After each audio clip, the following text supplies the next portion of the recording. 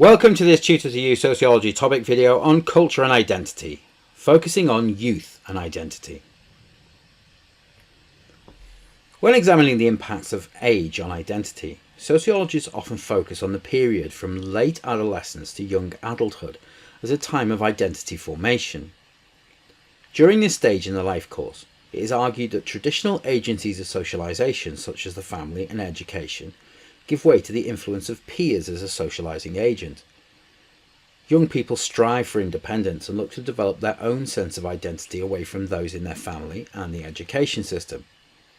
It is their peers with whom they spend the majority of their time, and it is during this period that young people look to challenge the established norms and values of society and adopt subcultural norms and values, whether as a reaction to blocked opportunities or restrictive social norms, or as a statement of independence. For these reasons, sociologists often look to youth subcultures as a primary source of youth identity formation. This is because subcultures offer a form of resistance to social norms and values that are in conflict with the changing demands of young people. Dominant groups in society are often older and have more established norms and values, ideas about music, fashion, sexuality, and work.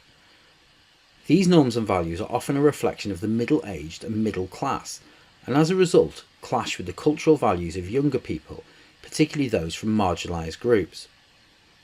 The lack of status that young people are afforded in society leads them to adopt their own subcultural norms and values, which are often a rejection of the social norms and values of wider society. They adopt alternate status hierarchies, ones which provide status based upon appearance, attitude and lifestyle, rather than educational performance or career aspirations. Whilst many sociologists agree that subcultures form as a result of marginalisation in society, there are different theoretical explanations for why subcultures form and how they shape identity. Functionalist sociologists focus on the formation of youth subcultures as being the result of status frustration. Albert Cohen, developing the work of Robert K. Merton, argued that subcultures form as a result of the blocked opportunities that young people have to achieve societal goals or wealth and status. As a result, they turn to their peers for approval. This approval comes through granting status for conforming to the norms and values of the group. Rather than adopt for approval from family, a primary agent of socialization, young people look to form their own identity independent of their families and instead opt for the support and status offered by their peers. Cohen argues that many of these subcultures act in deviant ways, adopting norms and values that are in conflict with wider society. This can be evidenced in many youth subcultures, from punk and rave subculture through to roadman culture in contemporary society, adopting alternate means in order to get status that is not afforded to them in wider society. Neo-Marxists also suggest that subcultures form as a result of a lack of opportunities, but focus on the resistance to capitalism as the main reason, rather than an inability to achieve societal goals. Both Hall and Jefferson and Brake have suggested that subcultures demonstrate norms and values that display resistance to the dominant ideologies of capitalism, and that young people have the awareness to reject this dominant ideology. Subcultures such as punk developed out of resistance to capitalist ideals, embracing ideas of political anarchy. Hebdige suggests that many subcultures turn away from the mass consumption of society and create their own form of identity using techniques of bricolage, incorporating everyday items from working class life into fashion and art. This can be seen through punk once more, with the use of safety pins and chains in punk fashion, whilst rave culture adopted elements of work through wearing high visibility vests and the use of glow sticks, reflecting working class roots within the formation of subcultures. Feminist views of subcultures focus on the marginalisation of girls within society and how they react as a result. Traditional ideas of girls being socialised into passive roles, excessively controlled by parents and male siblings, led McRobbie and Garber to suggest girls are socialised into a bedroom culture, which persists to this day.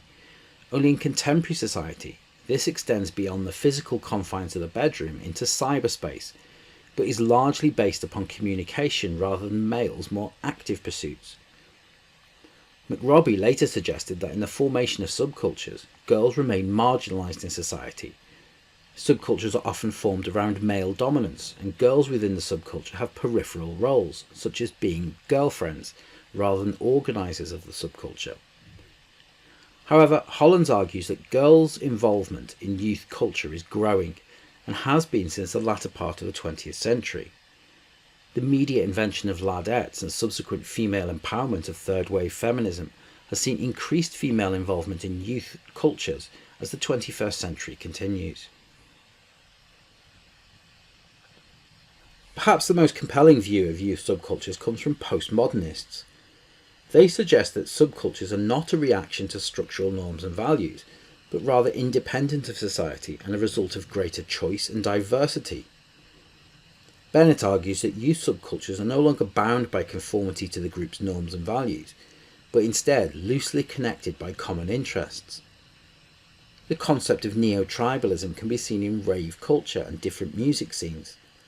People come together to celebrate a specific aspect of their personality, but return to their ordinary lives once a concert or festival is over. A further development associated with postmodern society is the development of hybrid identities and the practice of cultural borrowing, as young people are influenced by other cultures and ideas and come to develop their own version of existing cultural norms by combining elements of different cultures. As society has become more fragmented, according to postmodernists, this has left individuals to construct their own identities through picking and mixing the different options available to them, and this can be seen to be typical of many youth cultures. That concludes this Tutor to You Sociology topic video on culture and identity, focusing on youth and identity. Thanks for watching.